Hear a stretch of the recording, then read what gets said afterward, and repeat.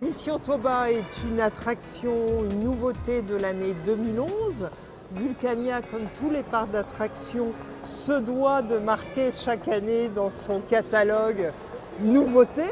Donc Mission Toba était la grande nouveauté de l'an dernier et c'est vrai que nous avons fait une belle saison 2011 à laquelle Mission Toba a tout à fait contribué.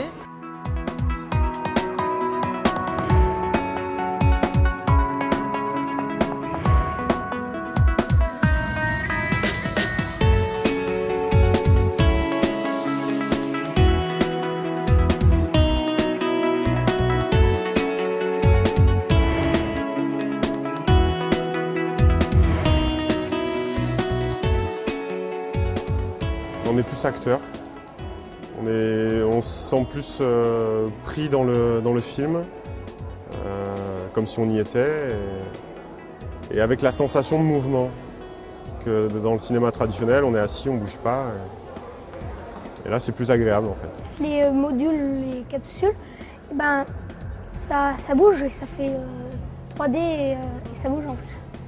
On voit vraiment comment ça se passe, quoi. On voit c'est en fonction, c'est les images, donc on est vraiment dedans, quoi. On est vraiment dans le volcan, quoi. C'est plus réaliste que le cinéma. Il y avait plus d'effets. Quand on est dans le ciel, on a vraiment l'impression de naviguer et de voir avancer sur l'écran. Alors que quand on est sur un écran standard, enfin dans une salle de cinéma normale, on est statique. Le fait de bouger, d'être en interaction avec les images et le mouvement, c'est très intéressant. On a souhaité en type d'attraction avoir quelque chose qui n'existait pas.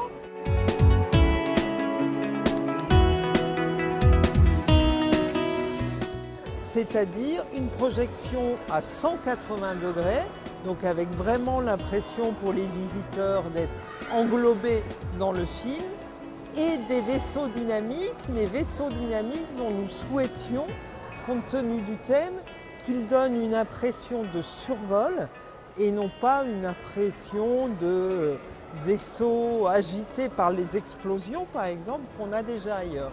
Donc c'était vraiment nos exigences, ça, le film à 180 degrés et l'imprégnation, et des nacelles qui donnent une impression de survol.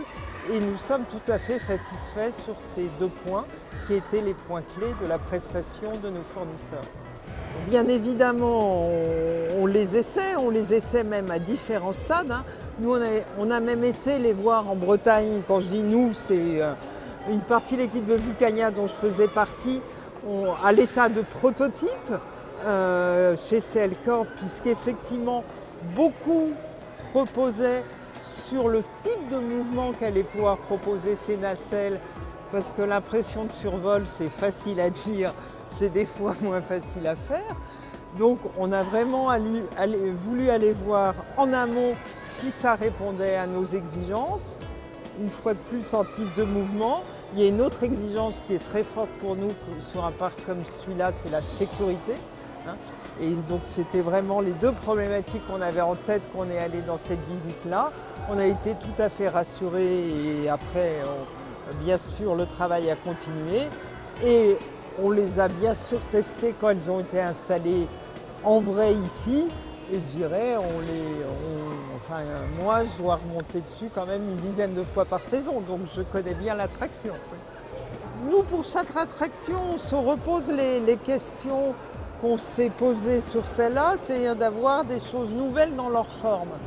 Ce qui fait qu'effectivement, on est souvent amené à changer d'entreprise, non pas parce qu'on n'était pas content de la précédente, mais parce qu'on veut changer de registre. C'est vrai ça dans un certain nombre de domaines, dans des domaines comme ceux de CL Corporation qui sont, je dirais, plutôt des prototypes développés sur mesure pour répondre chaque fois à l'exigence d'une animation, il est tout à fait possible qu'on retravaille avec Cell Corporation par le futur. Et je dirais qu'en plus, l'expérience qu'on a eue sur Mission Toba fait qu'on le fera tout à fait volontiers.